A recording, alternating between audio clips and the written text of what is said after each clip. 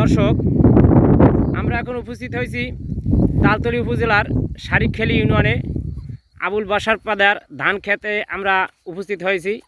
আমরা শুনতে পেয়েছি যে এবারে কচুপত্রা গ্রামে আবুল বাশারের ধান খেতে বাম্পার ফলন হয়েছে। তো আমরা আশা করি যে এখানে পূর্তি করায় 2.5 মণ থেকে 3 মণের মতন ধান হবে।